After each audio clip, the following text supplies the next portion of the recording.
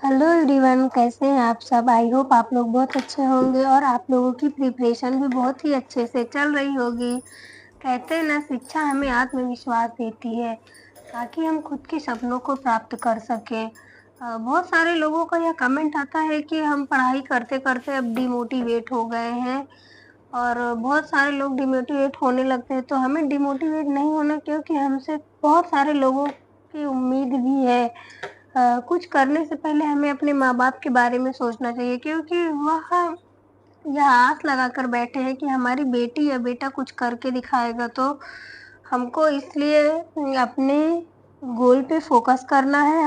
हम जो अचीव करना चाहते हैं, हमको उस पे फ़ोकस करना है। और सबसे बड़ी बात यह है कि हम सेल्फ डिपेंड बनना चाहते हैं।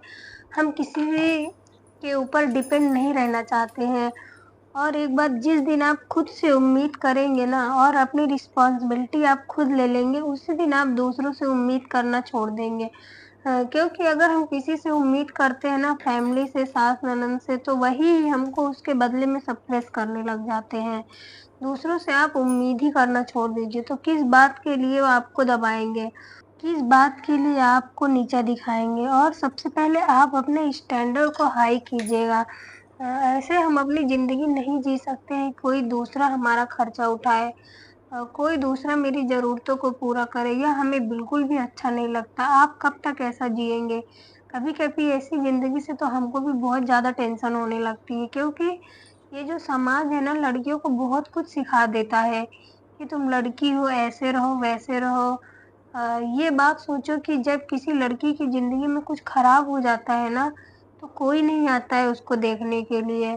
और लोग ऊपर से तुमको भला-बुरा भी सुना के चले जाएँगे। इसलिए मैं आप लोगों से यही कहूँगी कि दूसरों की बातों पर आप लोग ध्यान देना ना बिल्कुल भी छोड़ दीजिए। दूसरे की बातों को आप एकदम से इग्नोर ही करिए। अगर आपको अपनी लाइफ़ में कुछ पाना है, तो दूसरे क्या कहते हैं उस पे बिल्कुल ध्यान मत दीजिएगा। ध्यान सिर्फ़ अपने ऊपर यह दीजिए कि आपको पढ़ना है, बस पढ़ना है। और वो कैसे पढ़ना है, ये आपको खुद सोचना पड़ेगा। और एक बात आप यह जान लीजिएगा कि भगवान ना कोई किसी भी प्रॉब्लम इस दुनिया में ऐसी नहीं बनाए हैं जिसका कोई सॉल्यूशन ना हो। अगर हम चाह लें तो हर प्रॉब्लम की सॉल्यूशन निकाल सकते हैं। तो सॉल्यूशन पर आप लोग फ़ोकस कीजिएगा। अब आपको क्या करना है और कैसे फाइनेंशियली डिपेंड होना है, ये आपको सोचना पड़ेगा। क्योंकि मुझे ऐसा लगता है ना कि लड़की को फाइनेंशियली डिपेंड होना हम लोगों की डिमांड होती है, क्योंकि हम किसी के भरोसे तो नहीं रह सकते हैं। और एक बात यह है कि ज़िंदगी अगर हमारी है ना, तो हम किसी को डिसाइड नहीं करने देंगे कि हमको कैसे जीना है। कोई हमारी लाइफ़ में इंटरफेयर नहीं करेगा। ज़िंदगी अगर हमारी है तो उसको कोई दूसरा डिसाइड करने वाला नहीं होता है।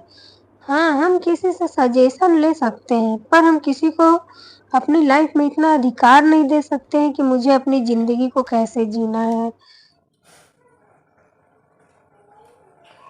आज मैं मॉर्निंग में अपनी पढ़ाई नहीं करी थी, क्योंकि इस टाइम मेरे हस्बैंड की सेकंड ड्यूटी चल रही है। तो वह रात में बहुत ही लेट आते हैं, करीब 12:30 बजे तक आते हैं। तो मेरी पढ़ाई 1 बजे तक रात में ही हो गई थी। इसलिए मैं सुबह उठ भी नहीं पाई थी, क्योंकि रात में अगर हम देर से सोएँगे तो सुबह इतना जल्दी तो हमारी नींद नहीं खुलेगी। तो मैं 6 बजे तक उठी थी, फिर उसके बाद सीधे घर के कामों में लग गई थी, क्योंकि स्कूल भी जाना रहता है बेटे को, तो उसका टिफ़िन वग़ैरह भी तैयार करना रहता है।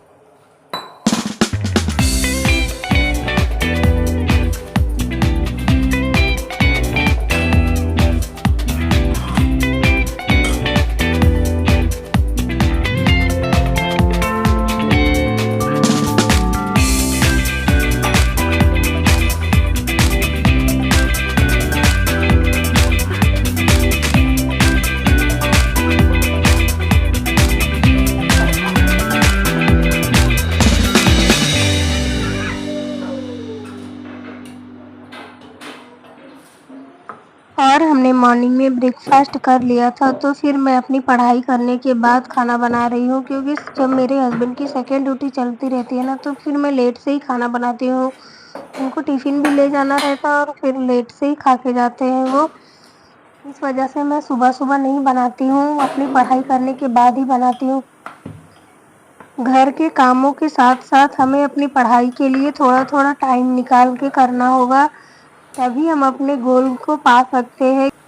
क्योंकि मैं ऐसा ही करती हूँ, क्योंकि मॉर्निंग में जो काम मेरा इम्पोर्टेंट होता है मैं पहले उसको कर लेती हूँ, फिर उसके बाद अपनी पढ़ाई करने के लिए बैठ जाती हूँ।